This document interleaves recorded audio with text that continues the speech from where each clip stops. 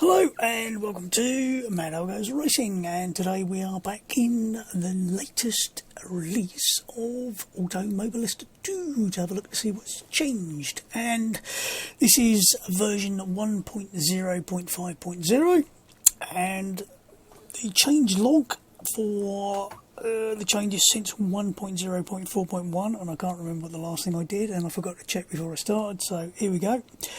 Content: added GT3 series, currently featuring the 2015 Mercedes AMG GT3 and the 2016 Porsche 911 GT3 and the 2019 McLaren 720S GT3. I don't know why I kept saying GT3 because it was a GT3 series, but added the GT4 series, currently featuring the 2018 McLaren 570S, the 2017 Camaro GT4 and the 2016 Porsche GT4 Cayman ClubSport, which is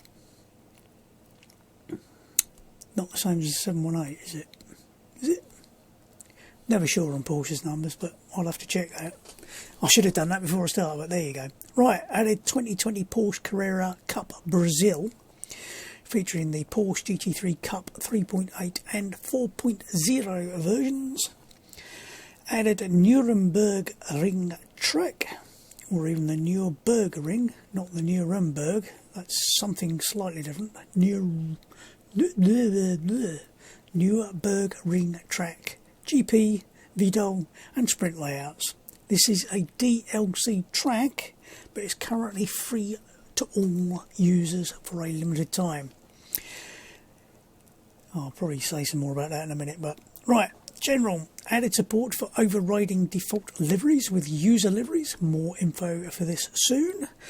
Updated force feedback system and added dampening slider to FFB menu. More on that in a minute. Championship mode: adjusted stock car championship rules to better match real regulations. Refueling permitted in pit stops. Use formation plus a rolling start. Added mandatory pit stop, increased minimum race to 15 minutes to allow AI sensible pitting options. If you can have a mandatory pit stop, you don't want a 3-minute race. UI and HUD: added support for additional UI track filters. Fixed incorrect label on FOV options tab when in unselected state. Disabled reset to defaults button in main setup screen when fixed setups are used. Fixed RR compound decrease button altering RON value. I presume that's the right rear compound in the setup menu. Further reduced opacity of disabled menu options on in-game screens. Fixed incorrect current lap in displayed on HUD when rolling start used. Gaps now showing in laps rather than time for lapped vehicles on weekend results, which is always useful because if it just shows a gap you can get very confusing results. Added a lobby detail page to multiplayer browser. If I can work out what that means and how to get to it, I might show you later, but apparently it's a very nice looking thing and I haven't actually worked out where it is yet. Extended MP player interaction dialogue to include vote to kick. So basically now, if you're on a public lobby, the vote to kick is back. Allowed player interaction dialogue access to all users, previously host only. Not sure where the player interaction dialogue access is, but you can now talk to everybody. Updated all in-game leaderboards to allow access to player interaction dialogue. Left click joypad X. Okay.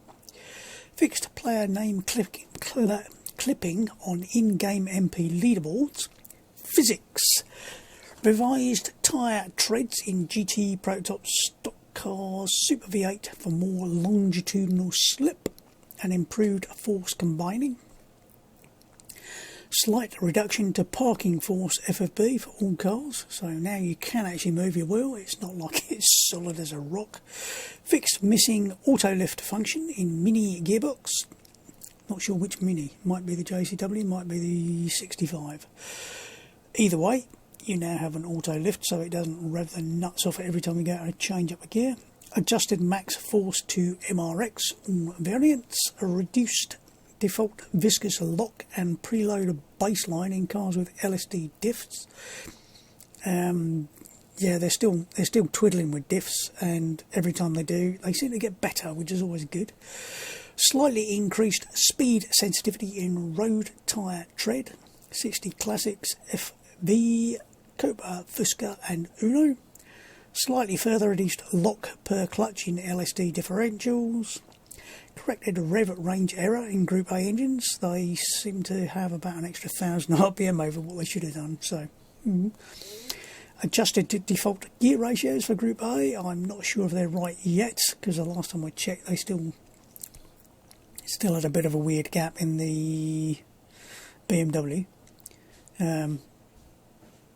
They changed them, and then they changed them again, and they changed them so I thought they were right, and then I think they changed them again so I thought they were wrong again, but they're wrong in a different set of numbers. But I will check again at some point. Adjusted Formula Ultimate sidewall stiffness. The thing with the gearbox is, assuming you're not in a fixed setup race, you can change them to whatever you like anyway, and there's got plenty of ranges. AI scaled. Oops. Don't press the button.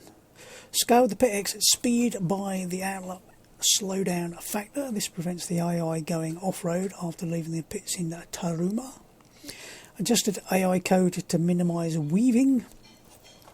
They still knit, but they don't weave anymore. Adjusted AI calculations for enforced pit stops in timed races. Further AI calibration pass for Group A, Pro Car and 125 carts. Tracks. Added animated helicopter and drones to Adelaide, Brasilia, Brands Hatch, Carroll Park, Campo Grande, Cascavel, Caribita, Imola, Jerez, Silverstone, Montreal, Silverstone 2001. Hockenheim, all versions, minor art and performance pass, Montreal, object load fixes and minor art and performance pass, Ladrina, adjusted triggers and start location, Donington, object load fixes, minor art and performance pass, added VR cams for Adelaide, Kansai and Montreal, Goinia, fixed marbles, Taruma, minor art and performance pass, Alton Park, fixed broken pit crew. They were all broken. Oh dear. Pit box marker animations in Alton Foster's layout. Added helicopter and drone animations to Granger, Londrina, Hockenheim, Ibora. Vehicles F3 301. Revised and updated liveries included new community skin. Updated leather textures on headrests. New leather textures. Metal Moro MRX added dirt stroke damage effects plus dangling damaged parts. New collisions, all variants. Camaro SS corrected a LOD D glitch. Added goal brackets. Dirt stroke damage effects plus detachable boot lid, all variants. Right, if I scroll back up here and scroll and scroll and scroll and scroll and scroll and scroll. Nurburgring track. Release promo, temporary free access. Right, as the Nordsglyph and the 24-hour layouts are not quite ready, what they've decided to do is everybody will have access, although they're DLC, to the current released tracks, which are the GP track with the I forgot what it's called. The different chicane on the final chicane. Vidal? Yeah. Vidal. There was a joke about Sassoon in there, isn't there? So, and the sprint layout. And I'm not sure if it's the sprint layout, which chicane it's got. I presume the tighter. Is it NGK? Whatever it's called. So, at the moment there's three variants of the track. Force feedback, as I said, updated. Now the update is pretty big. What they have, most significant part of the force feedback update is damping, now adjustable via in-game FFB menu. Enhanced tyre flat spots, so you should feel your flat spotted tyres.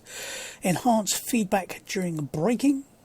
Enhanced road feel, adjustable via the FX slider. Improved scrub effect, adjustable via FX slider.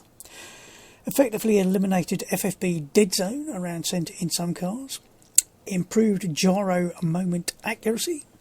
Now using the CETA patch offset stroke deformation for mechanical trail, which is a much more organic feel on edge of grip. Tyre temperature and pressure will affect feedback.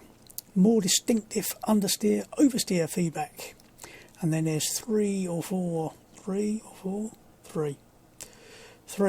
starred items. Recommend using damping in-game versus on-wheel setting. Damping in-game scales with vehicles, so roughly same level for all cars. On-wheel stroke driver damping doesn't scale with wheel gain, so if you have gain too low, damping will overwhelm the FFB signal. Flat spots are currently presented in a raw form. Given tyre is split into many small patches, you will receive impulses. So there are flat patches on tyre. It depends on the amount of wear on the individual patch, hence the note raw signal. So basically what you'll feel is the wheel will vibrate as you flat spot a tyre, and you might be able to tell which side it's on as well. And what happens is you flat spot a tyre, and then when you next brake it'll try and stop on the same place, so it just gets worse and worse. So don't flat spot your tyres. Road feel is based on a physical surface mesh roughness stroke bumps, which on real vehicles would be fed back to the driver via vibration travelling through chassis, and as a result will be felt on steering rim, especially cars and race cars that have racks bolted directly to chassis without any sort of insulating rubber mounts. Take note, this will only vibrate, not move the wheel rim left and right. Given our gaming controllers are effectively one degree of freedom, who created that term, device, i.e. able to move only left or right, we are shaping this vibration such that it can be felt on them too. Important note, custom force feedback profiles may be affected by code changes to the FFB system and not work as before the update. If you find that is the case, consider sticking to the default profile until the author of the custom alternative updates their version. Actually says his, but I'm trying to be non-sexist. It's difficult for us old people, you know. We were brought up to be sexist, apparently, if you believe the bullshit nowadays. Right, that's nearly 13 minutes. Right, now, let's have a look. Test day. Right, track-wise, the new tracks, the GP track, the VDOL. That's the VDOL there. I don't know if it's actually called the VDOL, if it's that one, and then NGK if it's that one, or they're both called either VDOL or NGK, because confusing. And the Sprint looks like it's using the, I'll call it the NGK just for the sake of my sanity as much as anything. At some point there'll be presumably the VLN version, just the Nordschleife, then some sort of combined, probably different combined versions, covering I think there's nine layouts in R-Factor 2, so I'm sure they'll get close to that, as they managed to do. Is it nine layouts of Silverstone? That's not even a long circuit compared with this. We now have options to group by location and group by country, so this is the additional filter, so that does make life a bit easier. They are going to do the same with vehicle selection, so there'll be presumably new filters for class, and then by manufacturer presumably. Don't know what else, whether you could group it by like years or something. Alright, good. The world is your oyster. I was just thinking, what should we ever done? Oh, I haven't showed you the cars yet, have I? Dope. Right, Porsche GT3 Cup cars. This is the 4.0 and 3.8 versions. Now I'm not sure they've got all of the liveries that they're expecting to have. They're going to have some different ones. So at the moment there's 10 liveries or so. That one's a bit random, isn't it? Oh god, that will drive out the wall. So we can find what else is there. Now you'll notice the GT4 Ginetta is still separate. That's because it's not a true GT4 car. It's a Super Cup. It's a bit like the Porsche Cup car. It's a separate series, so I don't know. I'm losing my voice. I don't know if they're going to have a GT4 Ginetta or whether they're going to have just the Cup version, because obviously they've already got some Ginettas and if they've already got a GT4 Cup version, the only real difference would probably be the electronics, so they'll have traction control and ABS. I believe the original GT4 car is effectively this car, and then they added the electronics to the newer version as they got a new homologation for it. GT3, McLaren 720S, the 911 GT3R, and the AMG Merc. Like I said, they're not necessarily all the newest cars. GT4, the 570S, the Camaro, and the Cayman. I'm sure the Cayman's the older version of their car, isn't it? So the 718 is a newer car. Might be wrong on that, but I think that's all the cars, isn't it? Yes. It is, yes. Now, what should we have a drive in?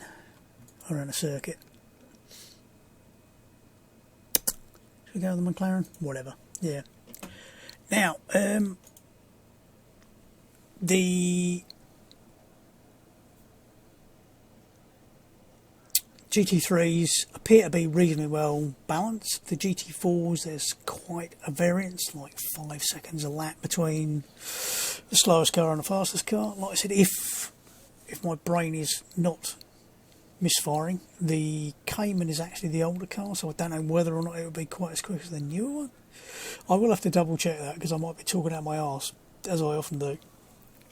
Whilst we're on the options screen, if we get the controls and force feedback, we now have a damper option. At the moment, I mean, I haven't spent much time playing with this. I've actually turned the gain down a bit from what I was running before, so it's now on 65. I think I was on 75 before. I've actually turned off low force boost and I've turned off FX. Sorry, mate. And I've turned damping down to 0 for now, and I will have a play later. So don't worry, FX, we play later. For anybody who's got not a clue what I'm talking about, don't worry, he knows. I would advise, if you're a bit unsure about whether or not everything cleared up and you've got any leftover bits of crap from previous installs, just delete the Assetto Corsa? No. Well, you can delete Assetto Corsa if you like, but I was going to say Automobilist 2 folder from your documents. And clear it out and start from scratch, and that way you guarantee that you will get a clean install and everything's hunky-dory, because there were, at one point they were going to have two defaults. They were going to have the old default and the new default. They've actually changed it, so now there's only the new default and your custom option, obviously, which if you're running a custom file, obviously you might want to at least try the default and see how it compares, because I think you'll be well impressed. Now, that sounds nice. There have been a few people saying, "Oh, I can't get far enough away from the steering wheel when I'm doing things." And what I personally do is, when I'm using a controller, it's much easier. You look down and you move yourself back until you can just see. If I move back far enough, you might see it coming into the bottom of the picture. Right, that is the sort of the front or the back of your overalls or your race suit. I sort of go to the point where I can't quite see it, and I might move myself up a little bit, and depending on the sort of car Depending upon how wide your screen is, your field of view, you possibly won't be able to see the mirror, but swings and roundabouts, I know some people go, oh, I can't get far enough away. Well, you can't move the seat because the driver model is a specific size, and because it's a specific size, if you move the seat, he would obviously need to have his arms moved to match and his legs and everything else, and because the driver's a specific size, it would look weird. You move a seat for different sized people, so I'm a short arse, my seat is quite far forward. If my brother-in-law was sat in this seat, he's about 8 inches taller than me. He'd have to move the seat back a bit. Mind you, the last time he drove my car, he didn't move the seat, so he looked hell of a cramped, but strange. Now, I should be talking about the circuit really, and probably I want to be no, wrong button, bollocks. I meant to press that one, get out of the car. I'm not going to have this pitting bloody thing here, aren't I? Restart. Yes. Waffling. Right, let's try that again. We'll try pressing the right button first time. Right. Are there two behind these or only the one? There's only the one, isn't there? It's spitting flame at me. Now, I have to say, it's very nicely modelled. Everything looks as you'd expect. It's, again, I think they've gone with slightly... Ooh, new helicopter. It'll fly backwards and forwards all over the place. Not sure what that noise was. The shaders they've used are slightly more toned down, safe than Project Cars 2, which has always been a bit, let's say, overly vibrant at times. That's a bit of a spurious sound. This is a work in progress. Don't forget, this is a long-term project. Obviously, at some point, you'll be able to go over there and get to the VLN circuit and do all these other wonderful things. But for now, there are differences between this version and, say, ACC or Project Cars or any other. They all have little variances. One of the things you'll notice is there's possibly fewer, like, extra... There goes a helicopter again. Extra lumps and bumps on the insides of corners, so I think that looks a little bit different over there compared with ACC, that being the one I've most recently driven on, and also they put a little cone on the inside there, but ACC has a big lump there which, if you hit it, can cause you all sorts of grief.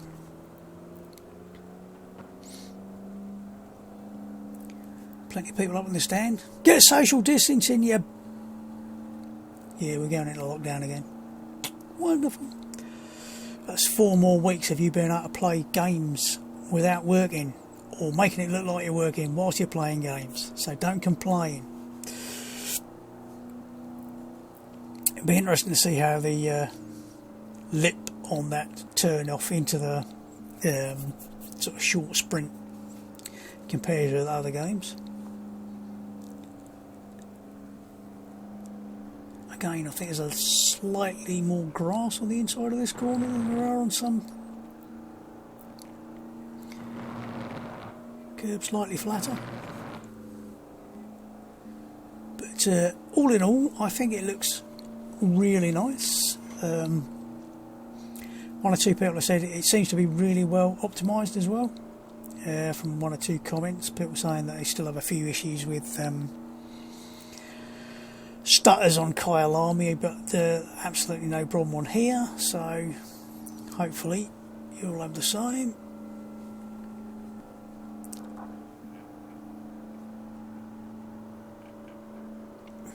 A few flags over there of various nations as people sit on the... I don't know if those seats are like that anyway, or whether that's actually just standing area, I don't know.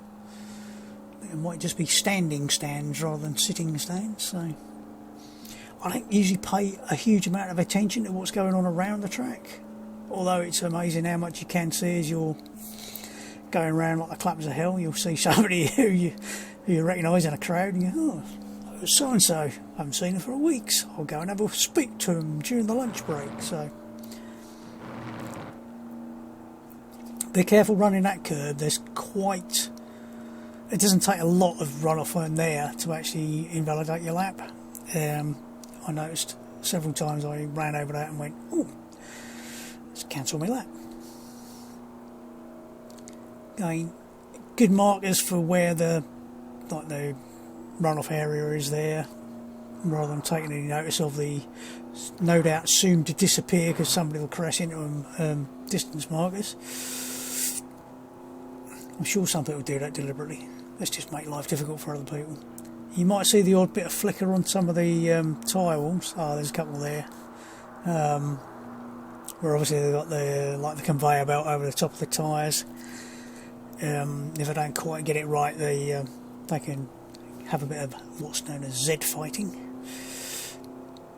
But all in all, I think it looks great. I keep forgetting to look to see where the castle is. There should be a castle over there somewhere. I keep thinking I'll really have a look from a sort of a onboard from YouTube or something to see whether or not you can really see it. But all in all, I think it looks pretty damn good.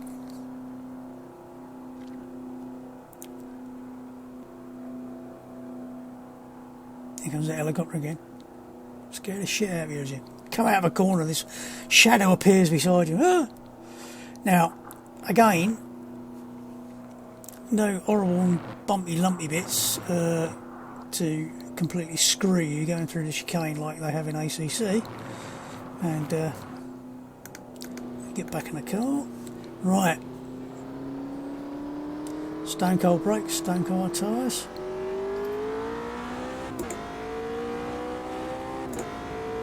Oh, that sounds quite nice.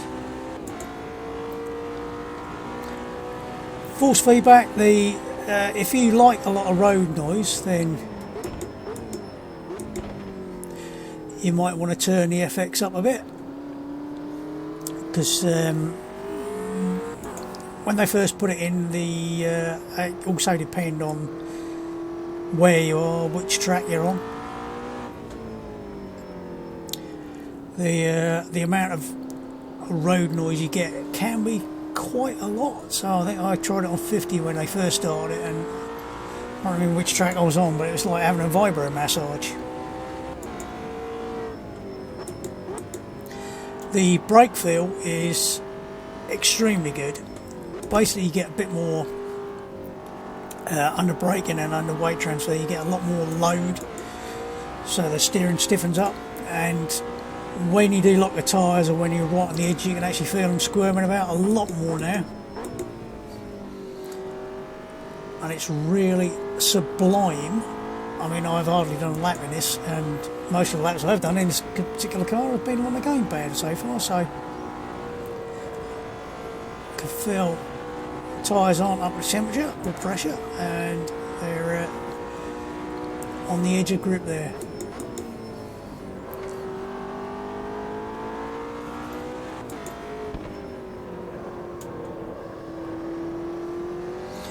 The force feedback frankly has gone from being pretty good to utterly bloody sublime, and I haven't even played with it properly yet, so all I did was just turn everything down to sort of see what it would feel like, and I will have a play at some point. But the sort of all the thresholds of where you are on grip, where you are under braking, they're all so much more defined now, and that really has taken the force feedback from sort of here to up here somewhere. You actually feel the tyre squirming under braking now as well. I'm not just waggling the wheel about to make it look good, I really can feel it, so that is immense. Again there, I can feel it right on the edge.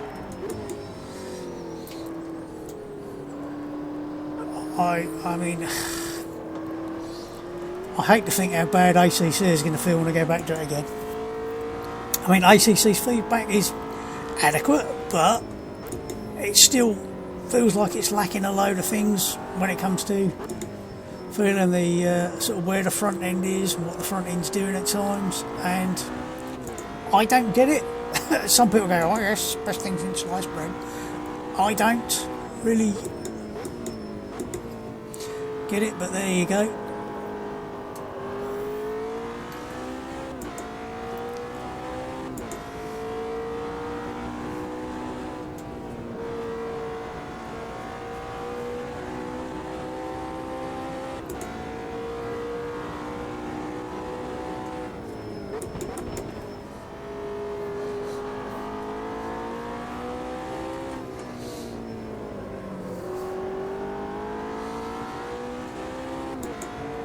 And one or two people saying there's too much grip in the GT3 cars. You can't sort of get them to rotate on the power. You can turn the traction control down, obviously.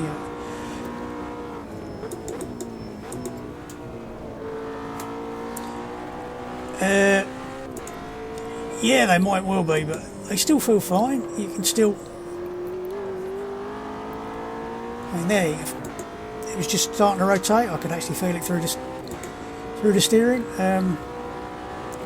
Start finish line up there, and the timing line is quite a long way up, so I mean that wasn't even trying, that was a 158A. I don't know what sort of lap times I'm meant to be able to do around here, but that's I think quite quick for me.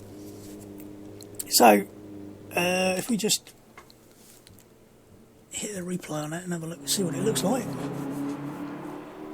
and sounds like.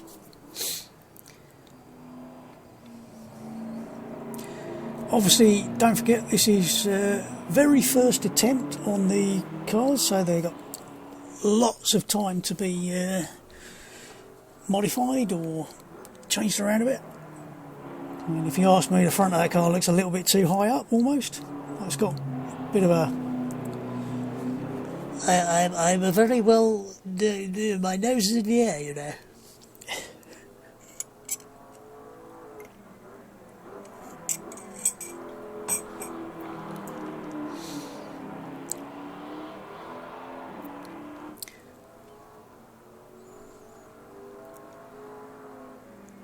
And yes, they still need to work a bit on the replays and getting some of those weird things to stop being weird. Possibly one or two of the cameras ain't quite in the right place, but I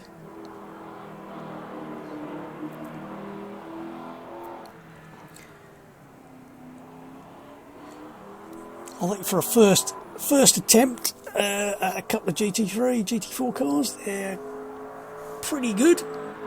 I think at this point the camera goes a bit like something gets in the way, or have they moved it? Oh, at one point there was a load of tents in the way when you were in that position. So all in all, that's looking pretty damn good. If we just have a go in one of the Cup cars, which I haven't yet driven with a steering wheel, so this will be a laugh.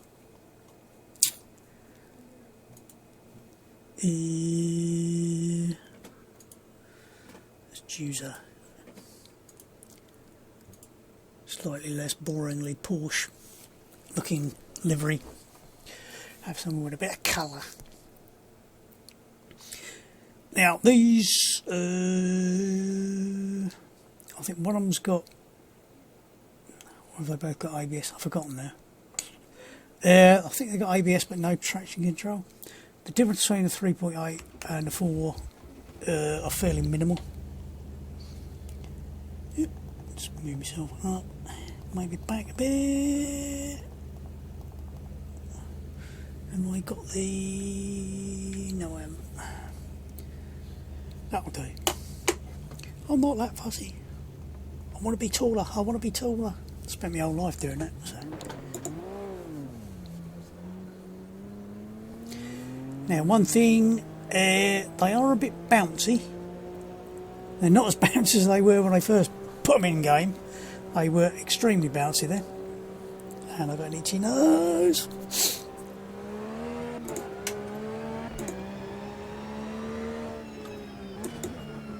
I've got no idea what this is going to feel like because, like I said, I've only driven this on a gamepad.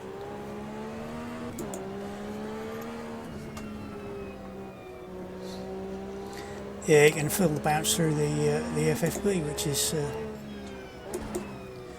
interesting.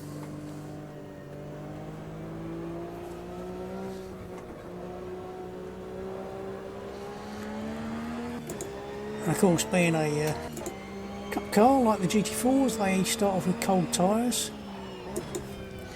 Oh, you certainly feel a lock up there, which is interesting considering it's got ABS.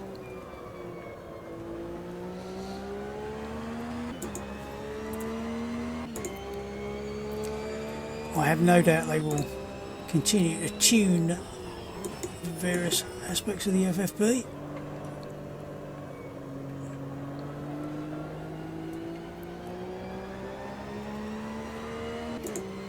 And I will continue to twiddle with my settings to get something that feels good. You can actually feel the difference as the tyres come up to temperature and come up to pressure. You can feel the FFB changing, which is really quite bizarre.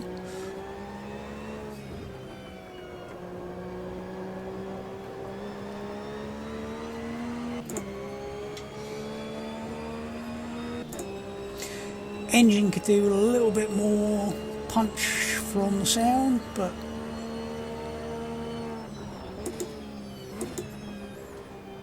it ain't bad.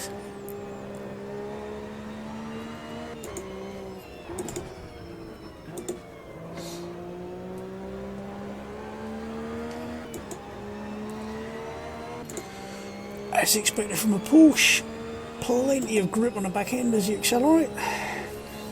All that weight at the back, relatively speaking.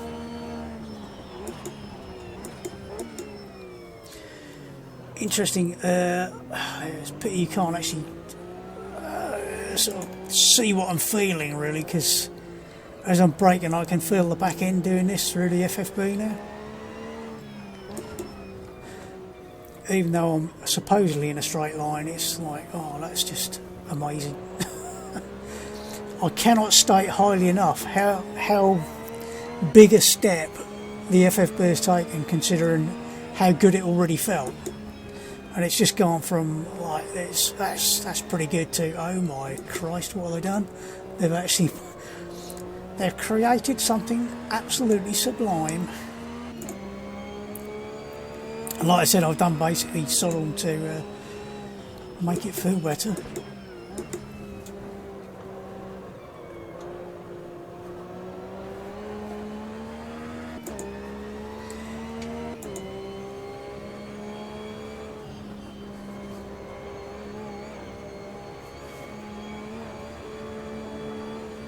Yeah, that is probably a little bit too much bounce.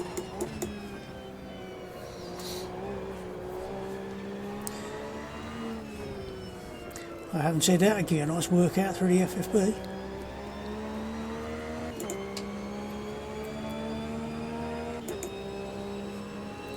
I should really pull up the FFB meter and see what it's doing, but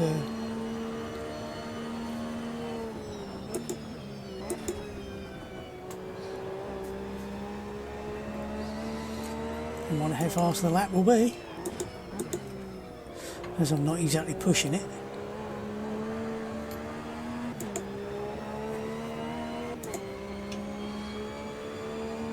I keep waiting for the timer to stop there. It's not going to stop there.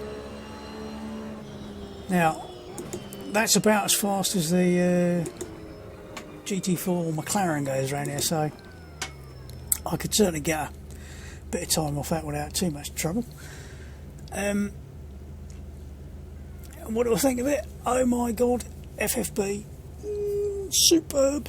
The cars, they're all pretty good. I think they do need to tone the this one. If I hit the replay, you might be able to see it externally. And they sound great from the outside. I don't know if you see the bouncing so much.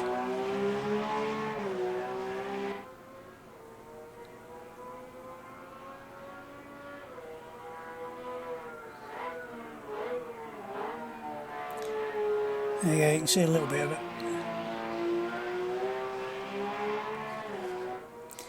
It actually looks less bouncy from there. Oh, there you go. You see a bit of it there. I'm not sure if the high-speed damping needs a bit of adjustment. Maybe. They did change the sort of crossover point between the high and the low-speed damping, and at the moment they're fairly fixed, so you can't change too much. But well, it does sound nice.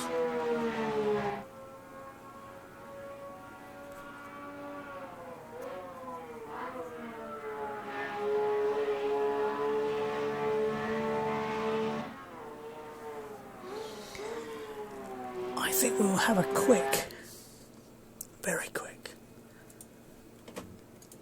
go with the GT3 Porsche, because, unless they've changed it again, might make myself look a bit of a brat. They've got somebody new working on their sounds, and I'll leave it with the default. Apparently at the moment they're waiting for some more licensing agreements on paint jobs on some of the cars. So they've got a new person working on in-car, external car sounds, who may have some new takes on.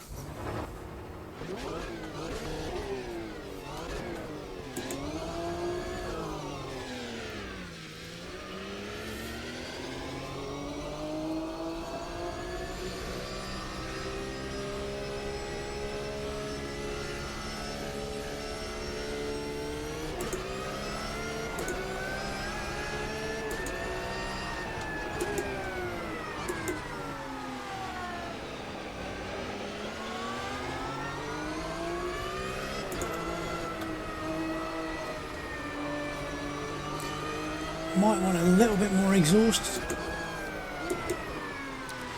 Start the engine.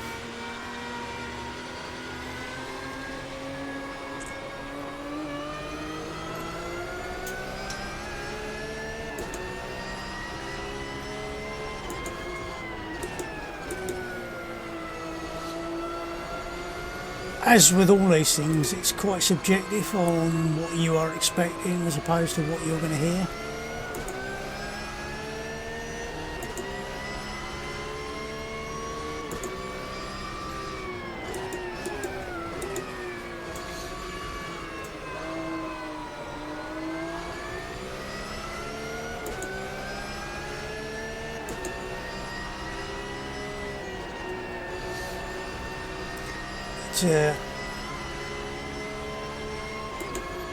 Possibly with a little bit more engine note in it. Certainly in terms of what they're doing with gearbox whine and drive noise. Not bad at all. Only problem with it is, whilst it sounds really nice, Christ, it doesn't set my tinnitus off something chronic, so my left ear is now whistling like a pig. So that's a bit of a shame. The Porsche is a lot more lively to drive than the other GT3 cars. Not a surprise really, but a lot of real life GT3 Porsche drivers would say it's a lot more difficult to get a fast lap out of.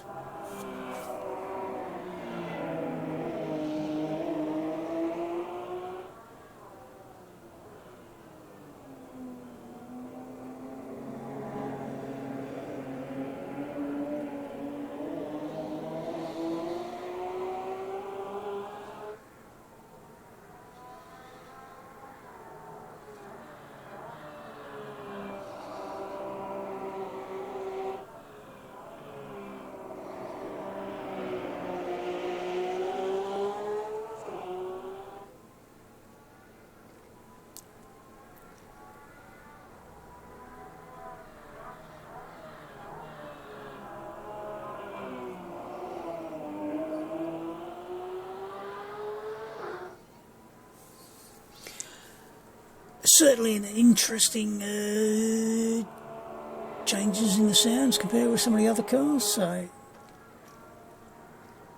if you had reservations about certain cars sounding a bit anemic, then it looks like they will be going definitely more for the big, throaty, lots of reverb approach potentially, which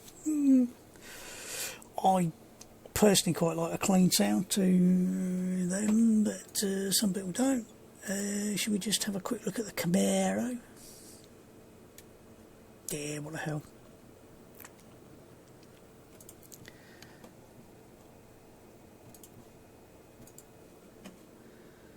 We're going to my own liveries. This one's quite interesting.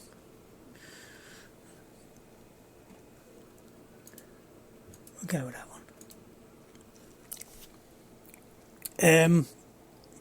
No electronics in this car apparently.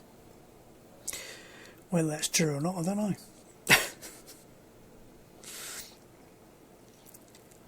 There are a few potential issues with the power outputs of some of the cars. The Porsche certainly seems to have a lot less grunt than the other two. Now, like I said, whether that's just a case of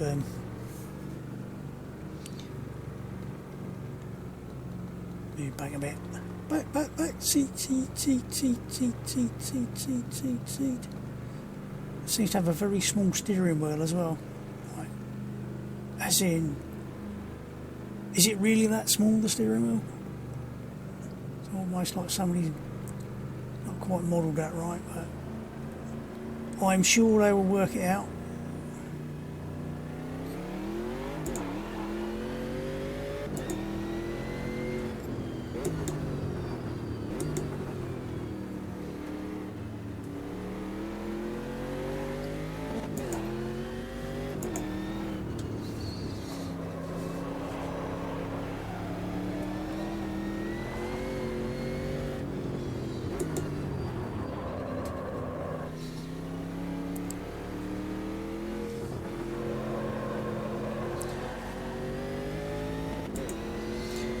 The feedback is definitely giving me plenty of warning on what the back of the car's doing and what the front's doing. So I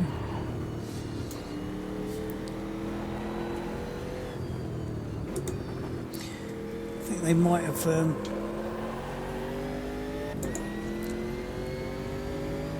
might need a little bit more cooling on the brakes on some of the GT4s. So this doesn't seem to be excessively bad. It was the McLaren, you seem to overheat the brakes in no time flat. So, but like I said, they're all a work in progress. They will all get better as the days and weeks go on.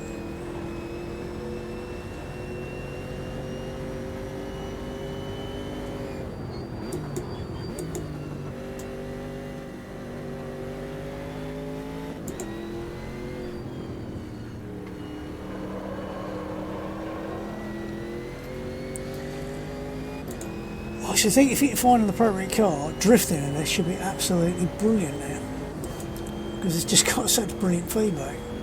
I was playing with the Caterham Superlight, and you can just get it as sideways as you like through here. Yeah.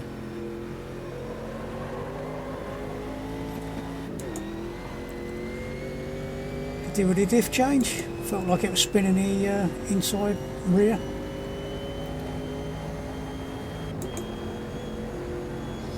The fact I could actually feel that. Overheating brakes. They're about as close to the limit as you want to get. Yeah, the additional scrub feeling is actually coming through when you're spinning the inside rear, so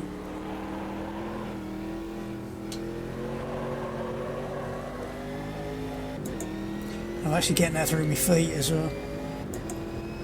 Foot massage whilst you drive.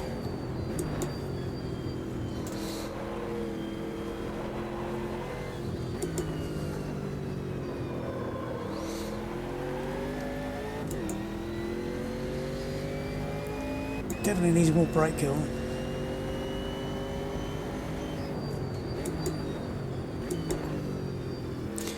In fact, it's cooking the rear brakes is interesting.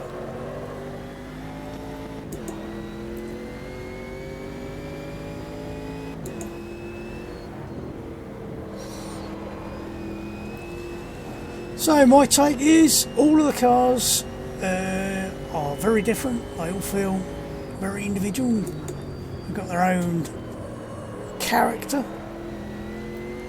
They all drive really nicely, especially with the new FFB, which, like I said, have a play with it. I think you'll love it. And if you don't, what's wrong with you? Nah, each to their own. FFB, it's personal, but I don't think anybody will be disappointed in the FFB. I really don't. It's got all the good bits it had before, and like an extra layer of goodness on top of it to add all that extra, and it's there's none of this sort of like, oh, this car feels a bit limp in the middle. So if you had cars that you thought were a bit on FFB before, give them another shot, and you'll probably find that they've gone from being a bit meh to being, oh my god, that's sublime.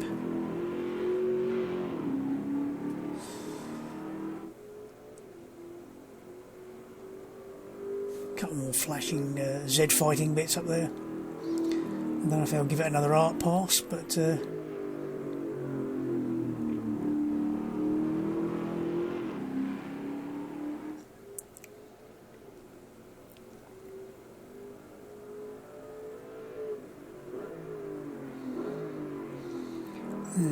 again, it wasn't exactly pushing for the lap time, but it was 2:08, which is what, a couple of 3 seconds slower than it in the Cup car. So there's about, was it 4 or 5 seconds difference between the 4 GT4 cars. When I was testing with a gamepad, I wasn't testing with a wheel yet, but so whether it make any difference having more feedback in various cars, but basically the Porsche could do with a few more horsepower. I think it's a little bit underpowered compared with the others. They range from about 360 in the Porsche to 470 horsepower in the McLaren, which is a fair difference, 110 horsepower difference from one to the other, and there's not a huge difference in weight, so it does give the McLaren a fair advantage.